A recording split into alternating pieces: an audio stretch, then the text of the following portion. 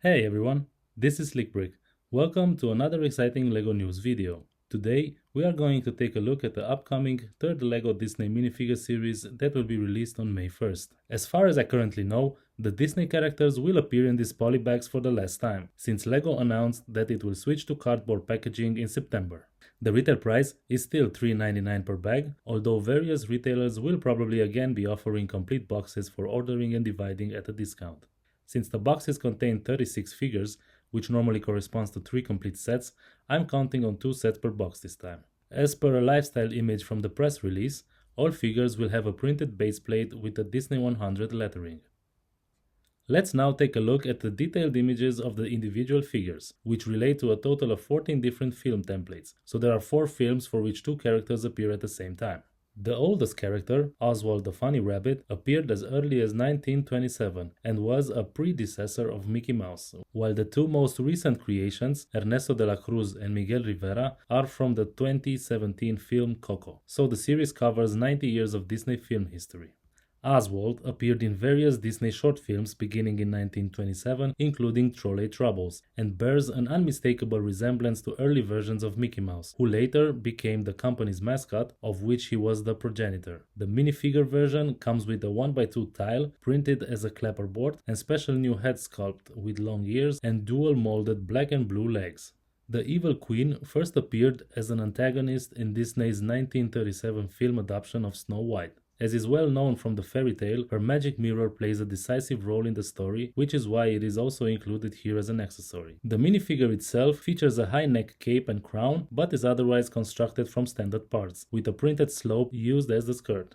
For the 1940 film adaptation of Pinocchio, the series contains 2 characters, Pinocchio himself and Jiminy, who acts as Pinocchio's conscience in the film. Pinocchio is equipped with a printed fishbowl, Jiminy with an umbrella, and a stand-up collar. The shape of Pinocchio's head is interesting, since he has an overall regular head, which however has a nose. He has medium-length posable legs, whereas Jiminy Cricket legs are actually immobile and thus misrepresented. In Disney's musical film Fantasia from 1940, Mickey Mouse takes on the role of Goethe's sorcerer's apprentice, and we find him in exactly this outfit in the collectible series, complete with an iconic blue magic hat. Of course, a broom and a bucket should not be missing either. As usual, Mickey has a special head shape, which apparently also includes the hat this time. In 1951, Disney filmed a book by British author Lewis Carroll, Alice in Wonderland. There, the bad-tempered Queen of Hearts was probably one of the most memorable characters, which secured her a well-deserved place in this series, especially since Alice appeared as a character in the first series. In the expensive dress, which was also used on the Queen in Series 15 for example, the high stand-up collar, and with her mean-friendly face including a crown, the figure is immediately recognizable even without a special head shape, especially since she has her typical Hearts chapter as an accessory.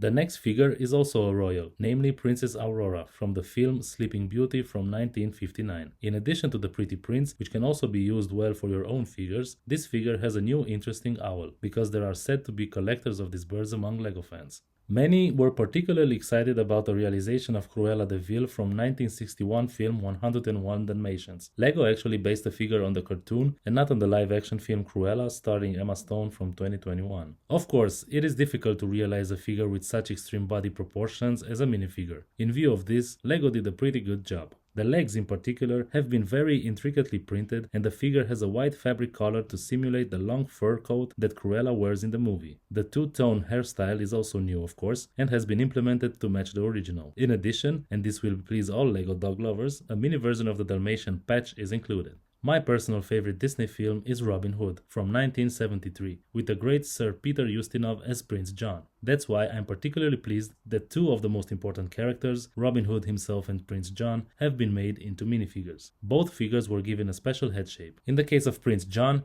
it was very nicely indicated that the crown of his brother Richard is actually much too big for him, and that he can therefore only wear it on his splayed ears. The ermine collar, the beautiful prints, and the money bag with coins as accessories are also convincing, because that's what almost everything in the film is about. Robin is also well shot, although more simply designed, and of course brings a bow. The 1995 film Pocahontas is the only Disney animated production to date based on a real person. Although the film is only loosely based on real events, it is clearly more serious and also aimed at an adult target group than some earlier Disney films. The minifigure comes with very nice prints and a great hairstyle, which will certainly find its way into one or the other mock. A strong female character was also presented in the 1998 film Mulan. For the minifigure, LEGO chose a depiction from the end of the film when Mulan received the Emperor's Medal and brings it back to her father together with a sword, but the father is just happy to have his daughter back unharmed. A very moving scene. As an additional small accessory, Mulan has her lucky cricket Chricket with her in the form of a printed 1x1 round stone. The alien Stitch from the 2022 film Lilo and Stitch already appeared once in the first Disney collectible series. This time, however, and this is presumably the reason for his reappearance, the designers were able to convert him into his four-armed form by using the special torso of the Star Wars character Rio Durant. This torso has two firmly connected arms on each side, each hanging together from a shoulder joint. The legs are probably short and immobile. Two ray guns are included as accessories. Princess Tiana and Dr. Fasilier are from the 2009 movie Kiss the Frog. Tiana comes with a frog in a new shade of green, as well as a printed 2x3 tile, and the Doctor with a walking stick, printed 1x2 tile, as well as a printed top hat.